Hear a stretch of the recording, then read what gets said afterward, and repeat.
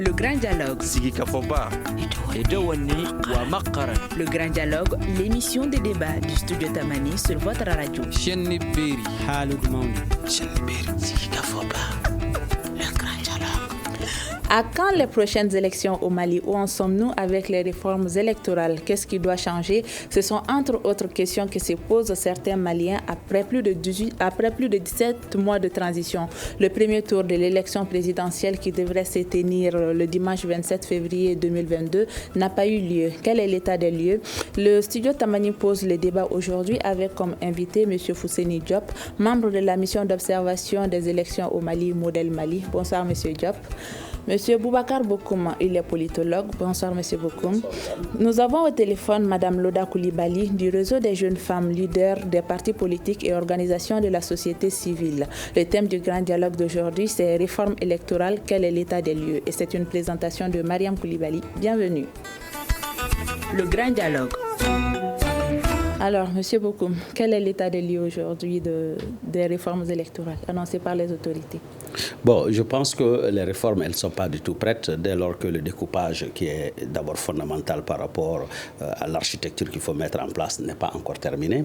Et la loi électorale aussi est en gestation. Je pense qu'à la date d'aujourd'hui, si j'ai bonne mémoire, ça doit être au niveau de l'instance de la législation. Jusqu'à preuve de contraire, on n'a pas de visibilité par rapport à cette loi électorale, encore moins une clarification au niveau du découpage politique. Et l'autre chose, c'est que fondamentalement, l'architecture institutionnelle doit être modifiée. Ça veut dire qu'aujourd'hui, il faut une constitution qui s'adapte à la réalité de la gouvernance économique, sociale et culturelle du nouvel découpage qui va avoir lieu. Donc, à la date d'aujourd'hui, je ne pense pas qu'on puisse dire qu'on est prêt pour aller aux élections. Monsieur Diop, pas de visibilité, c'est votre avis? Oui, je pense que c'est effectivement ça. On peut savoir que par rapport aux avancées, il n'y a pas grand-chose, on peut le dire. Parce que je pense que le chronogramme qui était déjà dit avant même l'arrivée de ce Premier ministre, il y avait déjà un chronogramme qui était établi par rapport aux élections. Parce que moi, je me dis, avant de partir aux élections, il faut certains préalables. Il a dit notamment la révision de la loi électorale qui est jusqu'à présent dans les instances. Il n'y a pas de consensus autour de ça. Les progrès aussi annoncés, notamment la création de l'aide de l'autorité indépendante de gestion des élections, n'a pas encore vu le jour. Donc au moment où nous parlons, nous sommes sur le statu quo, c'est-à-dire l'ancienne loi de 2016 modifiée en 2018 qui gère normalement les élections. Et je pense que aussi par rapport à cette ancienne loi, il y a la révision des listes électorales qui s'est faite.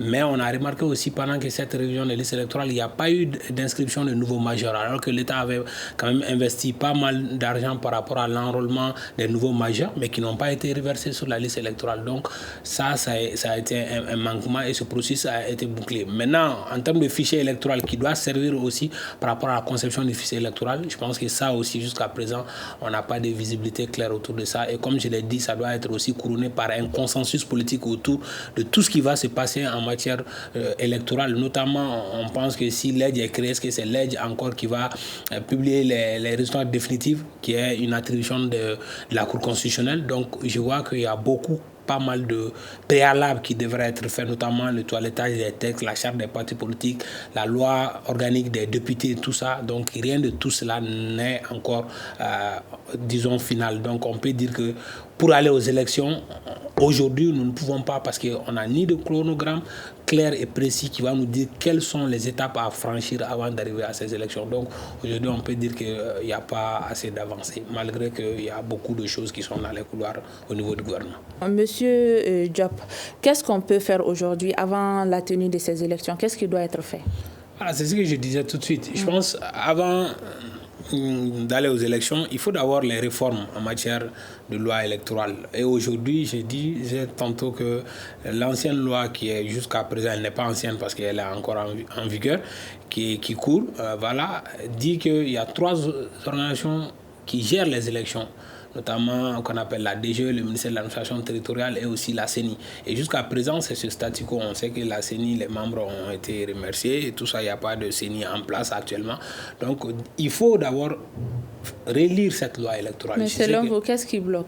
Oui, bon, je pense que c'est l'initiative, c'est au gouvernement de faire cela. Aujourd'hui, l'autorité l'aide qui a été proposée, notamment l'autorité indépendante de gestion des élections, aujourd'hui, il n'y a pas de consensus autour de ça. Il y a plus de 6 grands partis politiques au Mali qui refusent cette forme-là, qui disent qu'ils souhaitent que les élections aient lieu, mais qu'on retourne à l'ancienne forme. Donc, je pense que ça, c'est un blocage. Et cette loi, jusqu'à présent, n'est pas passée aussi devant le CNT pour que cette loi soit une réalité. Comme je l'ai dit, il faut aussi nettoyer le fichier électoral. Il faut que le fichier électoral soit un fichier électoral fiable et consensuel pour que tous les parties prenantes autour des élections soient aussi d'accord avec ça. Et je pense qu'à ces jours, comme je l'ai dit, il y a une révision ordinaire des listes qui a été faite, mais qui n'a pas pris en compte pas mal de points, comme je l'ai dit, notamment la prise en compte des nouveaux majeurs dans la liste électorale qui n'a pas été faite. Donc aujourd'hui, si nous voulons aller à des élections, il faut un fichier électoral. Et aussi se mettre d'accord par rapport aux conceptions des cartes d'électeurs ou même une organisation même du territoire. Comment est-ce que ces élections vont se tenir? Si on doit aller aux législatives, est-ce à l'ancienne forme? Parce que je vous rappelle juste que par rapport nous faisons les élections législatives sur la base de la loi qui fixe la population du Mali depuis 1996. Et aujourd'hui, nous savons que la population, c'est à plus de 20. Donc, la notion de représentativité aujourd'hui cause un véritable problème. Est-ce qu'on va aller vers les anciens cercles, circonscriptions administratives qui sont créés seulement, ou encore les nouvelles régions qui viennent de rentrer là-dedans, qui n'ont pas encore, les cercles n'ont pas encore été déterminés. Donc, je pense qu'aujourd'hui, il faut plusieurs préalables, notamment la relecture de la loi organique des députés, la relecture de la loi électorale et même encore la charte des partis politiques. Donc, je pense que aussi en matière de gestion des élections, quel est l'organe qui va gérer ces élections-là et quelles seront ses attributions? Si toutes ces questions ne sont pas élucidées aujourd'hui, il serait difficile de parler d'élections. Monsieur Bokoum, votre co-débatteur vient de parler de plusieurs points qui bloquent vraiment cette réforme électorale. Vous partagez son avis ou bien vous avez quelque chose d'autre à ajouter? Oui, en grande partie, tout ce qu'il dit, c'est la réalité. Mais juste aujourd'hui que nous n'avons pas le curseur exact pour évaluer. Parce que seul le gouvernement, l'administration territoriale peut nous dire aujourd'hui où est-ce qu'on en est réellement. C'est sûr que toutes les questions que nous sommes en train d'aborder ici sont encore d'être élaborées. Mais maintenant, s'il n'y a pas une communication claire autour de ces différentes questions, c'est difficile de se prononcer là-dessus. Je pense que c'est là essentiellement le problème. L'autre chose, c'est de dire aujourd'hui, il est même difficile par rapport à l'accord issu du processus d'Alger, de savoir aujourd'hui quel modèle de régime présidentiel nous allons avoir. Quel régime? Est-ce qu'on va continuer à avoir un président de la République avec la verticale ou est-ce qu'on va avoir un régime parlementaire, un régime présidentiel, semi-présidentiel? Qu'est-ce qu'on va prendre comme objectif? C'est ça un peu la difficulté. Parce qu'aujourd'hui, nous avons conscience aussi que le blocage et toutes les crises que nous avons connues en grande partie sont dues au fait qu'il y avait la mauvaise gouvernance. Mauvaise gouvernance du fait aussi que tout était central. Donc les collectivités décentralisées, on a fait un transfert politique, mais après les ressources n'ont pas suivi. Mais quand vous regardez dans certaines localités, vous verrez qu'effectivement, ces localités sont très riches. Par exemple, quand vous prenez la région des Cailles, on a beaucoup de mines qui sont de la région des Cailles. Mais quand vous regardez le développement économique, social et culturel de cette zone, vous verrez que ça laisse à désirer. Donc autant Kidal va réclamer le non-développement, autant quand vous observez de très près, vous verrez que Caille aussi n'est pas développé. Donc du fait que ces deux entités qui analysent le problème différemment, vous allez voir que le Sud, qui était capable de produire, a soutenu le Nord dans un principe de subsidiarité. Donc aujourd'hui, il va falloir qu'on rééquilibre, qu'on trouve des mécanismes qui vont permettre effectivement de dire que le développement économique de chaque région, dans le concept de la décentralisation, il faut des nouvelles attributions. Donc il faut que cela soit défini clairement, non seulement dans l'architecture politique et dans l'architecture économique. Parce qu'il faut qu'économiquement, chaque localité soit capable de créer et de générer de la ressource. Maintenant, la péréquation générale de l'État central qui va essayer de trouver les équilibres, il faut qu'on trouve un modèle qui puisse gérer ce genre d'ensemble. Parce qu'aujourd'hui, on ne peut plus dire que pour avoir un puits à Kidal, il faut que Bamako décide de le faire. C'est très loin, l'appréhension même est très difficile. C'est des choses qu'on peut faire dans la proximité avec plus de flexibilité et avec les ressources locales. Donc effectivement, si on n'a pas une planification centrale qui permette de définir tous ces éléments qui concourront à faire en sorte que les communautés locales puissent profiter de leurs richesses et engranger un développement, ça va toujours continuer à être des crises. Donc il y a un modèle, l'architecture institutionnelle, il faut la retoucher. Est-ce qu'aujourd'hui, on va aller vers un modèle fédératif ou est-ce qu'on va faire en sorte qu'il y ait une seule élection des députés où on va choisir le président de la République? Parce qu'en fait, même le modèle d'élection aujourd'hui pose problème. Parce que si 51% suffit pour que vous soyez président de la République, ça veut dire que 49% vont rester à la touche. Ce qui n'est pas correct. Parce que 49%, quand même, c'est trop pour qu'on puisse dire qu'un pays va être stable. Donc, on pense que quelque part, il faut amener une dose de proportionnalité pour que ces 49% aussi soient représentés. Donc, dans les compartimentages ethniques, communautaires, si on ne fait pas attention, ça va créer des problèmes. Donc, il faut que chaque entité soit à quelque niveau représenté dans le système de la gouvernance. C'est là où les populations vont se reconnaître dans le modèle de gouvernance. Parce qu'aujourd'hui, vous avez un décalage énorme entre la compréhension de ce que nous, on appelle à Bamako nos lois, notre assemblée, et tout ce qui est dicté. Mais le citoyen qui est dans les confins de la brousse ne comprend rien à ce que vous dites, non seulement par rapport à la barrière linguistique et ensuite à la compréhension même des textes qui sont quand même des textes qui ne répondent à rien par rapport à leur compréhension de la gouvernance locale, des aires historiques et géographiques des différentes entités. Donc je pense qu'il y a un travail énorme à faire. C'est vrai, c'est difficile aujourd'hui d'évaluer ce qui est en train d'être fait dès que les dirigeants ne communiquent pas suffisamment sur ce qui est déjà disponible, les éléments sur lesquels nous devrions discuter. Comme il l'a dit, il faut à un moment donné mettre tout ça sur la table et qu'on se mette d'accord sur qu'est-ce qu'il faut faire en réalité pour stabiliser le pays. Madame Loda Coulibaly, quelles sont vos remarques? Quel constat votre organisation a eu à faire concernant la réforme électorale? Bonjour tout le monde. Merci aux co-débatteurs et merci à Sijo Tamani pour l'invitation. Comme l'ont dit les autres, la situation elle est très critique et il y a la non-communication du gouvernement sur ces sujets-là. Par rapport à notre organisation, nous travaillons plus pour l'implication des femmes et des jeunes au processus électoral. Mais il y a des soucis avant même que le processus électoral ne commence parce qu'il y a des préalables qui doivent être faits. Par exemple, les autres l'ont dit, le fichier électoral doit être nettoyé, mais aussi la disponibilité des cartes d'électeurs, même si ce n'est pas des cartes d'électeurs ou soit les cartes NINA. Aujourd'hui, on a beaucoup de Maliens qui ont plus de 18 ans actuellement qui ne peuvent pas voter parce qu'ils n'ont pas l'accès à la carte NINA. Et les cartes NINA ne sont pas disponibles. Il faudra que les autorités et la transition pensent à ceci.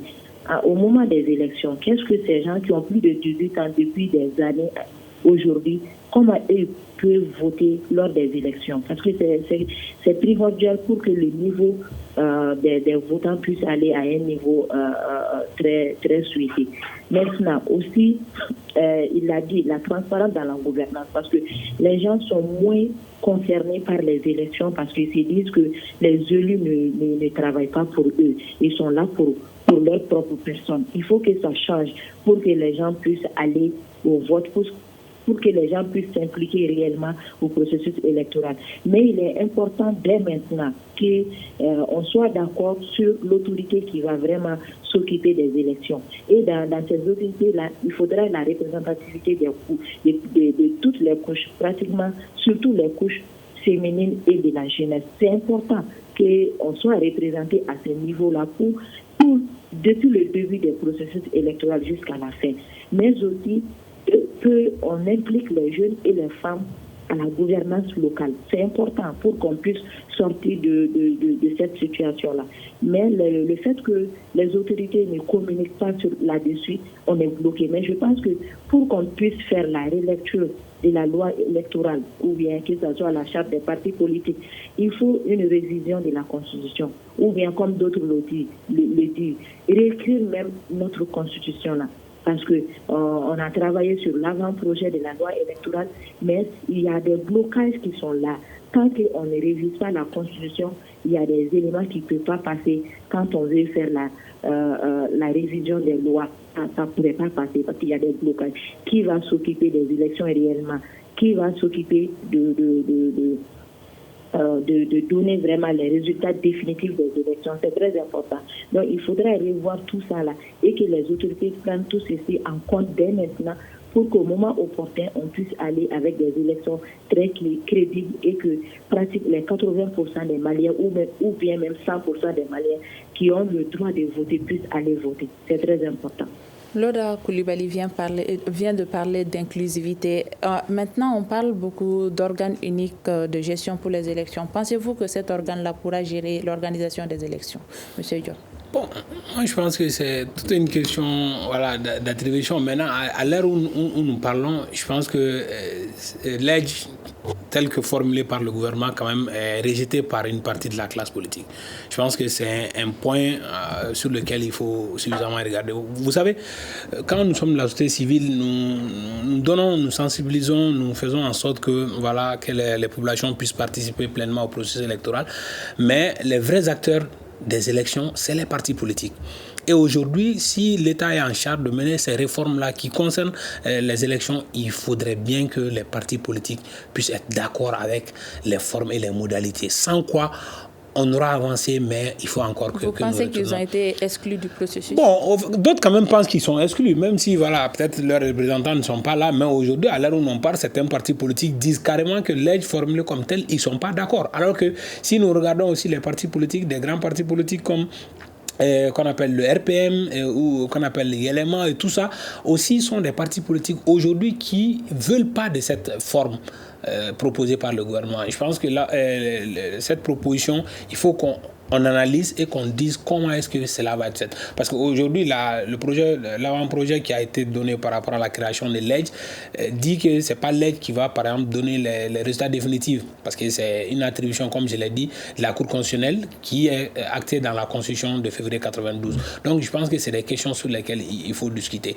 D'autres aussi, au niveau de la classe politique, pensent réellement qu'aujourd'hui, qu'il faille faire l'ancienne forme, que le ministère de l'administration territoriale puisse organiser et qu'on puisse renforcer davantage les rôles de la CENI en matière de suivi et de contrôle et que le fichier électoral soit géré par la DGE. Donc aujourd'hui, disons que même les sanctions sur lesquelles le Mali croule depuis janvier, qui a été décrété par la CEDEAO, c'est parce que nous n'avons pas pu organiser les élections et nous devons proposer un chronogramme. Jusqu'à présent, l'État, malgré qu'il est en train de fournir des efforts à mettre en place des mécanismes, des cadres de concertation, aujourd'hui le Mali croule sous ces sanctions-là. Et ces sanctions-là ont été prises parce que l'État a été incapable d'organiser les élections à la fin de cette transition.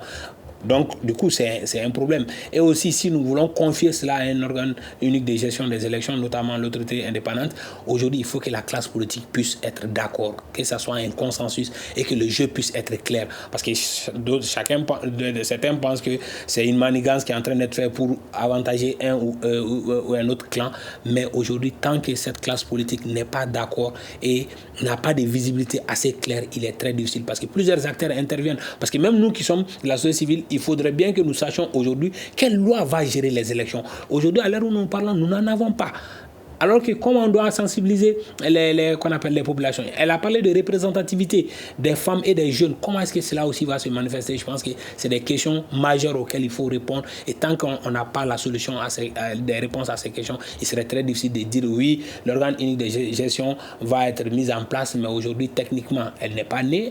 Comment elle va se déployer? Comment elle va être représentée au niveau déconcentré, au niveau décentralisé? Je pense qu'il y a plusieurs questions qu'il faut élucider avant de dire que cet organe pourra gérer les élections. Plusieurs questions à élucider avant la mise en place de cet organe unique de gestion. Vous partagez son avis, M. Boku? Oh, bon, écoutez, en grande partie, oui, mais j'ai un bémol à apporter parce que d'abord, penser qu'on écroule sous les sanctions parce que nous n'avons pas pu organiser les élections, je pense que c'est un raccourci parce qu'il y a des enjeux géopolitiques et géostratégiques plus complexes que ce qu'il dit. Ce n'est pas exactement ça parce qu'il y a d'autres cieux, sous d'autres cieux, les mêmes phénomènes sont là, mais ce n'est pas la même façon de gérer le problème. Donc, il y a beaucoup de choses à dire. Le protocole de bonne gouvernance de la CEDEAO n'inclut à aucun moment des sanctions économiques, encore moins tout ce qu'on connaît. Donc, ça ne tient pas la route. OK, c'est vrai. Entre nous, on peut se dire effectivement que cette transition n'a pas pu amener le calendrier là où on souhaite. C'est critiquable, on peut tout dire ce qu'on veut, mais ça ne justifie pas cette attitude de la communauté internationale. Ça, c'est d'abord une première observation que je voulais faire. L'autre chose, c'est l'unanimité de la classe politique. D'abord, on ne peut jamais avoir une classe politique unanime. Et en plus, le mécanisme qui est décrié par certains partis politiques, c'est les partis politiques qui le décrivent, étaient dans le système, ou gouvernaient, et n'ont pas rendu compte de leur système de mauvaise gouvernance. Et je pense que c'est là où, effectivement, il faut interroger, faire l'audit de la classe politique et faire l'audit de la gouvernance. C'est trop facile de dire que le mécanisme n'est pas bon, mais OK. Que certains partis politiques ne soient pas d'accord avec cette proposition, est-ce que cela voudrait dire que ce qui a été proposé n'est pas bon pour l'ensemble des Maliens. Parce qu'il faut bien qu'on interroge tout ce qui est en train d'être fait. La CENI qu'on est en train de décrire aujourd'hui, dans le mécanisme de la CENI, toute la classe politique est présente de long en large, depuis le début du processus jusqu'en fin de course. Alors, donc, ce qui a posé problème de mon point de vue à un certain moment donné, c'est cette possibilité pour la Cour constitutionnelle de remettre en cause tout le processus. Parce que quand vous observez, vous allez voir que très rarement, il y a eu des contestations réelles au niveau de la déclaration de l'administration territoriale. C'est quand les dons changent par la validation définitive qu'il y a un souci. Donc, il y a un mécanisme qu'il faut certes revisiter, mais pour moi, le problème, ce n'est pas en termes d'organes uniques ou d'organes multiples. Parce que l'organe unique voudrait dire qu'on centralise et l'organe multiple veut dire qu'on va déconcentrer. Donc, il y a des attributions de tâches. C'est pourquoi, tantôt, il parle de l'administration territoriale. Parce que vous allez faire des élections dans un espace, mais il faut bien que l'administration soit là pour vous accompagner. Donc, l'implication de l'administration, on ne peut pas la contourner. Maintenant, quels sont les mécanismes de contrôle qu'on va mettre en place pour s'assurer de l'impartialité de l'administration, de la transparence des élections? Je pense qu'à ce niveau, ce sont ces mécanismes qu'il faut améliorer. Et ces mécanismes, ils sont adossés à quoi? De façon générale, à la mauvaise gouvernance administrative, politique, sociale, culturelle et religieuse dont nous sommes victimes aujourd'hui. À tous les niveaux, nous avons des soucis. Au niveau de l'État, il y a un problème de mauvaise gouvernance. Donc, quand vous avez déjà dans le chapeau le leadership de la gouvernance qui n'est pas fonctionnel, soyez rassurés que le politique ne fonctionnera pas, la société civile ne sera pas cette société civile dynamique et de contrepoids à laquelle vous aspirez. Même la presse, elle n'est pas cette presse forte qui constitue un contre-pouvoir.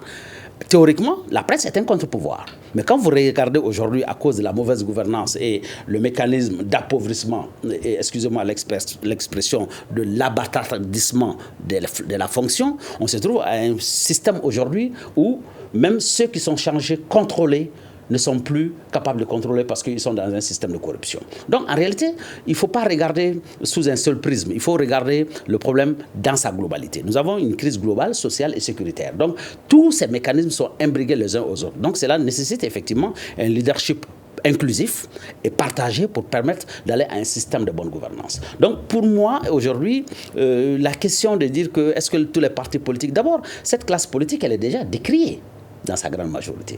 Parce que c'est ça le problème. On va dire grands partis politiques. Comment ces partis politiques sont devenus grands? Est-ce que c'est réellement à travers le véhicule d'un vrai message porteur de changement, ou est-ce que c'est parce qu'avec la manne financière et tous ces mécanismes de corruption qui ont renfloué les caisses de ces différents partis, est-ce que c'est comme ça qu'ils sont devenus grands, oui ou non? Donc il faut faire un audit réel. Donc il faut maintenant qu'on s'adosse à une idéologie, à une théorie scientifique qui permette de dire aujourd'hui, au-delà des déclarations plates des partis politiques en termes de déclaration d'intention, comme on le voit généralement dans la déclaration de politique générale du gouvernement, c'est juste des projets d'intention. Maintenant, est-ce qu'on est adossé à une science pour dire, quand vous dites que vous me donnez une bouteille d'eau, est-ce que vous êtes capable de me dire quel mécanisme économique vous allez mettre en œuvre pour avoir l'argent nécessaire pour m'octroyer une bouteille d'eau? Donc, à un moment donné, il faut qu'on se pose les vraies questions.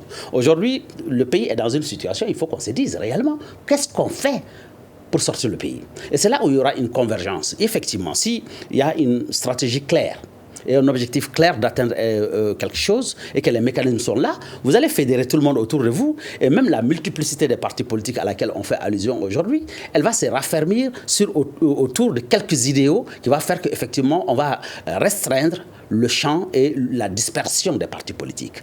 Vous allez comprendre que dans les autres pays sur lesquels nous calculons notre mécanisme de démocratie, mais même en France, vous n'avez pas 2-3 partis politiques, c'est faux. On a plus d'une centaine de partis politiques en France. On a plus d'une cinquantaine de partis politiques aux États-Unis. Mais qu'est-ce qui fait qu'à un moment donné, ils se retrouvent? Parce que les projets sont bien ficelés. Et on se regroupe maintenant en famille idéologique.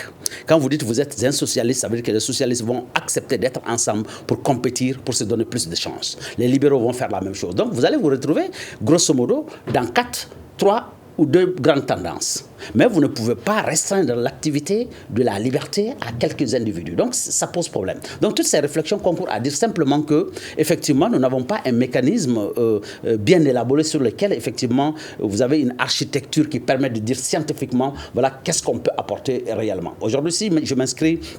je prends juste un exemple banal. Je dis, bon, aujourd'hui, moi, dans mon principe, c'est de dire, je nationalise toutes les mines du Mali. Ça va me permettre d'avoir des ressources suffisantes pour faire toutes les réformes dont j'ai envie.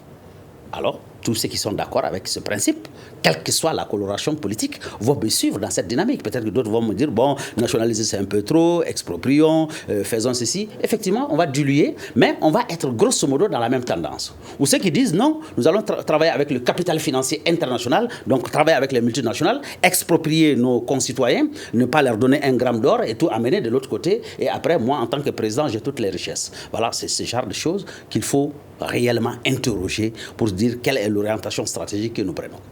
Madame Loda Coulibaly, vous êtes membre du réseau des jeunes femmes leaders des partis politiques et organisations de la société civile. Vous partagez les avis de M. Bokoum?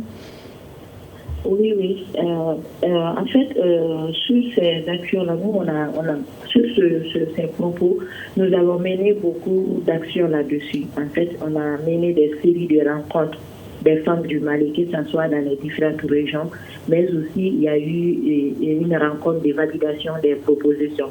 Par exemple, quand les partis refusent d'aller se regrouper en idéologie, ça c'est dans leur propre idée, même s'ils n'arrivent pas à réagir de cette manière. Maintenant, c'est à l'État ou bien c'est à nous, la société civile, de les conduire vers ça.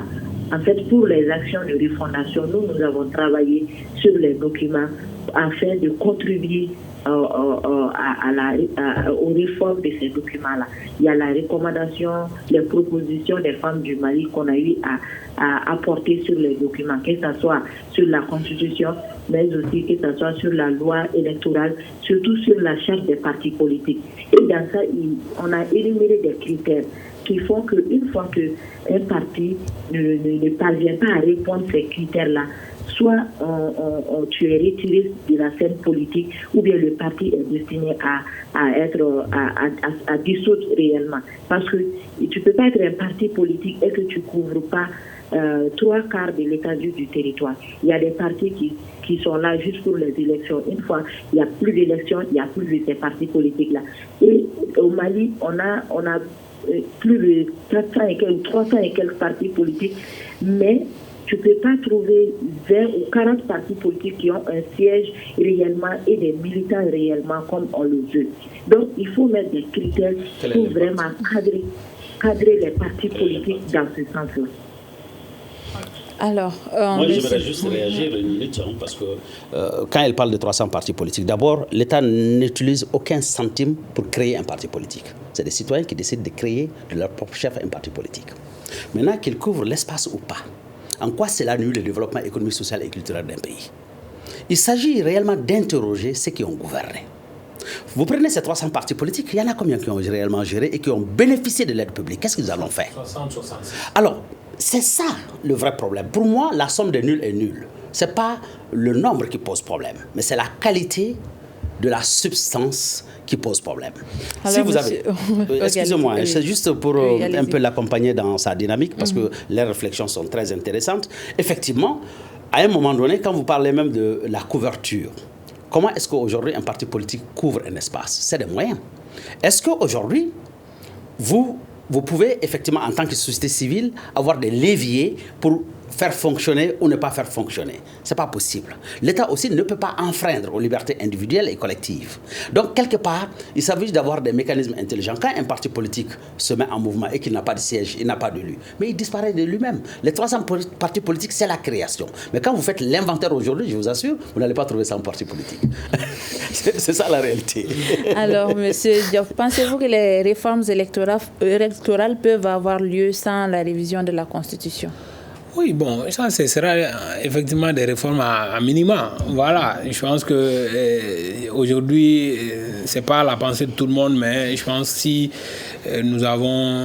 décidons d'aller à ces réformes de minima, peut-être nous n'allons pas toucher, parce que la loi électorale peut être révisée sans qu'on touche à qu'on appelle la Constitution, parce que la Constitution consacre que c'est la Cour constitutionnelle qui va donner les résultats définitifs des élections. Si cette disposition reste, on peut toiletter se mettre d'accord sur la révision de la loi électorale et partir aux élections. Mais si nous voulons carrément changer, comme je l'ai dit, il faut quand même qu'on touche à la Constitution. Et là, ça va nécessiter une révision constitutionnelle. À ce stade, vous pensez que la prorogation de la transition serait bénéfique pour l'organisation d'une élection libre et transparente? Je pense que déjà, par rapport à la prorogation de la transition, nous sommes devant la prorogation de la transition de fait.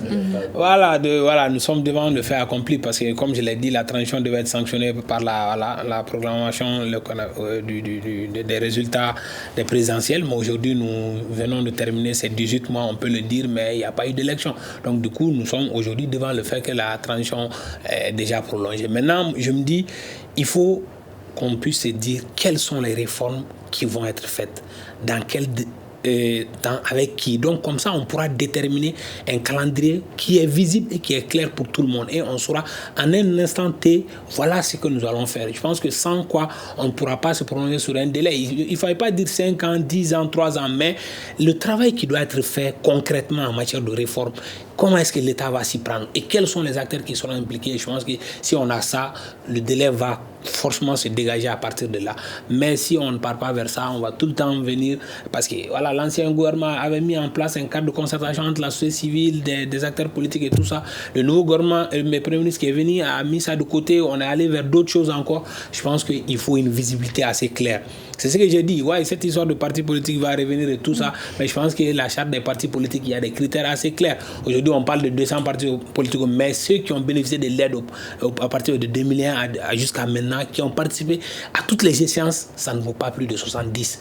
Et seulement 66 ont bénéficié régulièrement de l'aide aux partis politiques. Donc ça nous montre à suffisance que, oui, les autres là sont là seulement pour décorer la chose, mais dans leur essence, ce n'est pas des partis politiques. Parce que voilà, c'est seulement des groupements de personnes qui disent qu'ils sont des partis, mais en réalité, ils ne le sont pas de par l'essence ou le rôle qu'ils doivent jouer. Donc je pense que c'est des questions qu'il faut voir rapidement. Je pense donner un chronogramme assez clair et concis qui va montrer à l'ensemble des acteurs qu'est-ce qui va être fait et dans quel moment. Je pense qu'à travers là, on pourra acter cela pour dire que rapidement on puisse retourner rapidement à l'ordre constitutionnel, parce que je pense que c'est là aussi important, parce qu'une transition qui va aussi durer dans l'éternité, je pense que c'est aussi dangereux.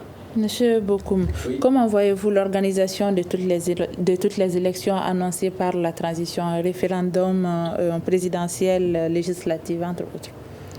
Bon, je le disais tantôt, en fait, tout ça dépendra. D'abord, on a une très mauvaise communication. On ne sait pas qu'est-ce qui est en train d'être fait et à quel niveau d'organisation les choses sont aujourd'hui. Sur quoi on a des avancées ou pas, on n'en sait absolument rien. Mais ce qui est important de comprendre, c'est que moi, je pense qu'il ne s'agit pas de faire des élections pour des élections, comme il l'a dit. Parce que quand on ramène tout à des élections, c'est que vraiment on a un problème. On a connu des élections, mais on n'a pas eu de stabilité. Alors, donc, c'est de se poser les bonnes questions, comme il l'a dit tantôt, c'est qu'est-ce qu'on fait? Je pense que d'abord, la réforme constitutionnelle, elle est indispensable. Indispensable pourquoi? Parce qu'il y a eu plusieurs tentatives de la modifier, ça n'a pas marché. Donc, ça veut dire que réellement, cette constitution, elle est en panne. Donc, la transition, pour moi, est une opportunité pour dire cette constitution, on doit la changer. Maintenant, le calendrier, tout ça est faisable. Il faut juste qu'on se parle et qu'on se dise réellement qu'est-ce qu'on fait. Si aujourd'hui, le gouvernement sort un chronogramme avec une substance scientifique à l'intérieur, avec un objectif bien clair, et comment on va faire tout ça, je pense que très rapidement, la classe politique va se retrouver et se mettre d'accord sur le calendrier et la mise en œuvre. Donc, je pense qu'il n'y a aucun problème. Maintenant, je pense que c'est des questions hautement techniques qui font qu'aujourd'hui, nous ne savons pas ce qu'ils sont en train de faire. Nous savons qu'ils sont en train de le faire. Mais à quel rythme? Quand est-ce qu'ils vont être prêts? Quand est-ce qu'ils vont les annoncer?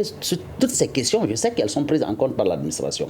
Maintenant, quel est le niveau d'avancement? On n'en sait absolument rien. Maintenant, je pense que le calendrier, de façon globale, quand on va dire 3 ans, 4 ans, c'est vrai, l'objectif pour nous, au départ, quand il y a eu ce changement, nous avons estimé que le changement était possible en 6 mois.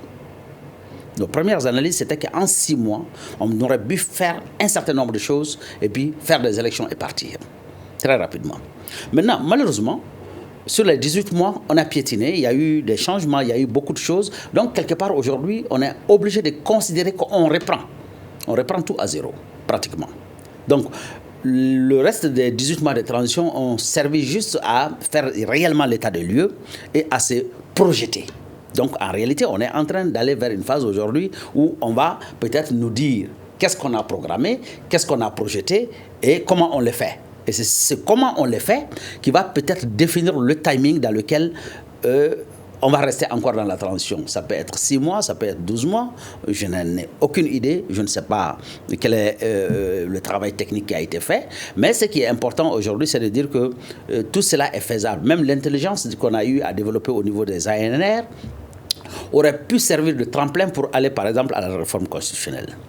Sachant déjà que c'est difficile aujourd'hui de se mouvoir à l'intérieur du pays à cause de l'insécurité, la forme représentative qu'il y a eu au niveau des ANR aurait pu être un créneau où on valide quelque chose qui a été discuté en amont. Si aujourd'hui c'était entendu avec la classe politique sur quel modèle de constitution on allait mettre en œuvre, effectivement ça aurait pu être versé au niveau des ANR et validé comme tel minima pour aller à des élections présidentielles très vite. Donc, si on est d'accord sur ce principe que ce qui est faisable tout de suite, les élections de proximité seront difficiles à faire. Ok? Est-ce qu'on fait juste les présidentielles et après, le président élu va s'occuper du reste? Alors, si c'est ça le consensus, c'était faisable par rapport aux assises nationales. Tout de suite, on amène une constitution. Mais ce qui a été, de mon point de vue, ce qui a manqué aux ANR, parce qu'on est allé dans l'opinion. Parce que quand vous partez dans ce genre de forum, les gens qui ne sont pas spécialisés dans des domaines vous disent quel est leur ressenti. Maintenant, la façon de mettre en œuvre cette expression pose problème parce que la personne peut ne pas se retrouver dans la façon dont vous, techniquement, vous allez faire l'agencement. Il a émis une idée, mais vous êtes obligé de le transposer pour aller à l'action.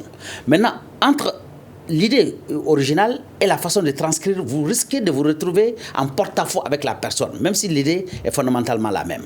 Mais s'il y avait eu un travail scientifique en amont, et qu'on est allé, par exemple, pour faire des propositions aux gens qui sont venus pour discuter, leur dire, bon, voilà tel modèle de constitution, 1, 2, 3 et 4, quel est votre choix?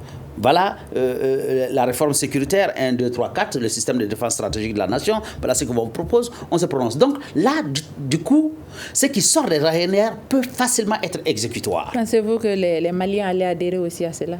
Mais c'est une démarche. Il faut faire un travail de communication en amont. C'est-à-dire le problème, c'est parce que nos dirigeants, ils ne communiquent pas assez. Les gens n'ont pas à être contre forcément tout ce que l'État dit. Mais il faut que les gens comprennent juste que ce qu'on nous demande, c'est pour notre propre intérêt. C'est pourquoi on donne la possibilité de choix. Parce que le travail, il est scientifique. Ce n'est pas l'émotion. Par exemple, quand moi je dis, on a tué trop de Maliens, il faut que ça s'arrête. Oui, ça c'est en tant qu'humain, en tant que quelqu'un qui est sensible, qui a perdu des parents, oui, je le dis. Mais ça s'arrête comment? Techniquement, qu'est-ce qu'il faut faire? Le mécanisme d'organisation de l'armée, moi je ne suis pas un spécialiste. Il faut que des techniciens me disent, ok, si on fait tel processus, voilà ce que ça va donner comme résultat. Avec telle méthode, voilà ce que ça va donner. Lui, il me le propose. Et je dis, ah, tiens, oui, c'est bon ça, parce que je pense que ça peut nous... Donc, si on a une synergie d'action dans ce sens, et que les gens convergent, parce qu'il faut valider.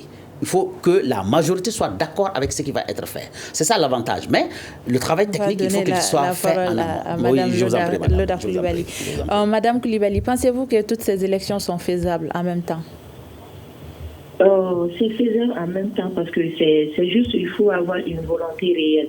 Il faut avoir une volonté politique des autorités actuelles. Parce que tant que la volonté y est, on pourrait changer, bouger les lignes. Par exemple, il faudra commencer d'abord, comme l'autre l'avait dit, soit si on veut vraiment réviser la Constitution ou bien revoir la loi électorale d'une manière à ce qu'on pourrait faire tenir les élections sans toucher à la révision de la Constitution. Ça, c'est la première étape. Maintenant, après, c'est de donner vraiment un chronogramme acceptable pour la tenue des élections.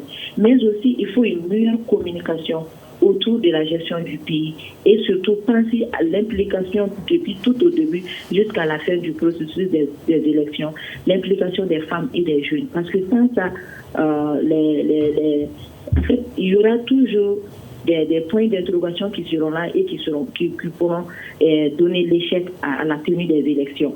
Et il est important que les autorités de la transition soumettent un chronogramme acceptable, que ce soit pas pour l'international, mais pour nous en tant que Maliens. L'autre l'a dit, on ne pourrait pas rester dans une transition à durée indéterminée. Donc, il est temps vraiment qu'il commence quelque chose pour qu'on voit que les lignes sont en train de bouger afin d'avoir des élections, même si c'est dans 2 ans, dans 3 ans. Mais il faut un début de toutes choses et c'est important actuellement.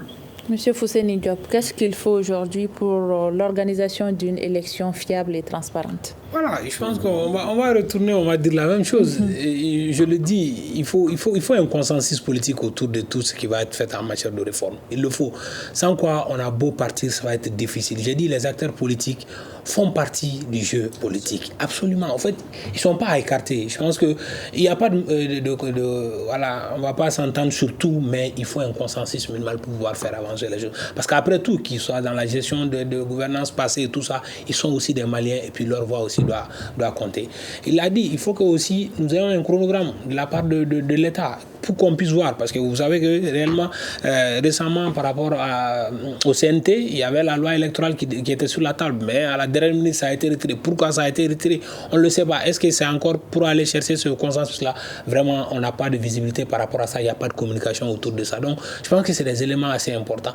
Et comme je l'ai dit, plusieurs acteurs interviennent au-delà des politiques. Il faut que la société civile soit impliquée. Il faut que les jeunes et les femmes soient impliqués pour que nous puissions voir ensemble, voilà ce qu'on prévoit de faire et voilà le temps que ça va nous prendre. Et comme ça, chacun va s'y mettre de son côté et aller rapidement vers ça. Et si cela est fait, je pense que ce soit la révision de la Constitution ou encore la révision de la loi électorale, la charte des partis politiques, la loi organique sur les députés, je pense qu'il y a pas mal de textes qu'il faut qu'on puisse réformer pour arriver à cela. Il faut aussi ne pas oublier la sécurisation aussi du territoire. C'est là aussi extrêmement important parce que si nous venons aller aux élections, il faut un déploiement de tous ces dispositifs-là sur l'ensemble du territoire pour qu'on puisse donner la chance à chaque Malien qui a l'âge de voter de pouvoir exprimer son droit. Je pense que ça va éviter pas mal de problèmes. Donc la société civile aussi a fait beaucoup de propositions dans ce sens. Je pense qu'il y a de la substance en matière pour mettre ensemble et sortir rapidement de quelque chose qui est consensuel pour qu'on puisse aller de l'avant. Parce que je dis, plus les jours passent, plus on part de temps, on va dans l'incertitude et plus ça va entraîner que beaucoup d'acteurs vont se remettre en question et se mettre à côté et en marge de tout ce processus-là. Je pense que c'est une chance qui s'offre à nous et je pense que 18 mois, on n'a pas pu faire quelque chose, 2 coups d'État, tout ça, on peine à pouvoir faire bouger les choses. Il faut aussi une dose de volonté au plus haut sommet de l'État. Tant que cela n'est pas fait, je pense que les choses ne bougeront pas. Et la société civile, en ce moment, viendra accompagner tout ce processus pour qu'on puisse connaître la date des élections, les préparations qui doivent être faites en amont pour qu'on puisse arriver à ça. Sinon, ça va être assez difficile. L'inclusivité, c'est le maître mot selon vous pour l'organisation d'une élection crédible au Mali? Vous savez, l'inclusivité, la notion d'inclusivité, elle est très complexe et très compliquée à définir parce que souvent, on a l'impression que... Voilà. Mais en réalité, c'est inclusif déjà parce que quand j'écoute madame, c'est comme si les femmes, les jeunes étaient mis à côté. Les partis politiques, c'est les femmes et les jeunes qui sont... Voilà, la grande partie. Si. Maintenant, tout le reste est discutable. Même quand vous regardez au niveau de l'élite, combien de personnes profitent de ce système? C'est une minorité, hein, parce que la manne financière de ce pays est gérée par une oligarchie. On le connaît. Donc, ce n'est pas la panacée des partis politiques. Quand vous regardez les partis politiques, chaque parti politique a sa petite société civile. C'est ça aussi la triste réalité. Donc, quelque part, la société civile, elle est présente, les femmes sont présentes, les jeunes sont présents, les hommes sont présents. Parce que quand vous parlez d'une famille, quand même, c'est un ensemble. Parce qu'un chef de famille, c'est quand même sa femme et ses enfants. Donc, c'est vraiment très complexe. Et la réalité est que je ramène toujours la chose à la gouvernance. C'est-à-dire que vous soyez un chef de famille, vous ne pouvez pas nier l'existence de votre femme ou de votre enfant. Maintenant, est-ce que vous êtes un chef de famille responsable? Ça, c'est une grande question. Donc, pour moi, le problème revient toujours au leadership. Il faut que le leadership soit éclairé, inclusif et partagé. On va donner la parole à Mme Loda pour conclure. Madame Koulibaly, pensez-vous que des élections crédibles sont possibles maintenant au Mali? Oui, c'est possible après toutes les propositions qui ont été évoquées aujourd'hui. Je pense que quand les autorités vont commencer à travailler, c'est possible surtout d'utiliser les territoires, les personnes et leurs biens, mais aussi revoir si toutefois on doit aller à la révision de la Constitution, il faudra le commencer dès maintenant. Et pour revoir la loi électorale et toutes les autres lois qui sont là, et aussi annoncer un chronogramme qui est acceptable pour les élections. Donc je dirais que c'est possible. Mais quand l'autre disait que les femmes et les jeunes sont présents dans les partis politiques et qu'ils sont impliqués, moi je dirais non. Parce qu'on peut être là et que tu n'as pas d'avis à donner. C'est ça notre lutte. Il faut que les femmes et les jeunes soient représentés, mais aussi à des postes de décision, qu'ils puissent prendre des décisions réellement. Les femmes sont là, les jeunes sont là au sein des partis politiques, mais ils ne sont pas au niveau décisif des instances des partis politiques. C'est là où le problème vient. Merci beaucoup, Madame Coulibaly. C'est pratiquement... Merci beaucoup. C'est la fin de cette émission. Merci à vous de l'avoir suivi. Le thème était réforme électorale. Quel est l'état des lieux? Nos invités étaient M. Fousséni Diop, membre de la mission d'observation des élections au Mali, Modèle Mali, M. Boubacar Bokoum, politologue, et Mme Loda Coulibaly, du réseau des jeunes leaders des partis politiques et organisations de la société civile. Moi, je suis Mariam Coulibaly. Le débat a été coordonné par Mamadou Touré. À la régie vidéo et son, il y avait Mamadou Ouattara et Salim Diouara. Merci et à demain. Le Grand Dialogue. Le Grand Dialogue, l'émission de débat du studio Tamani sur votre radio.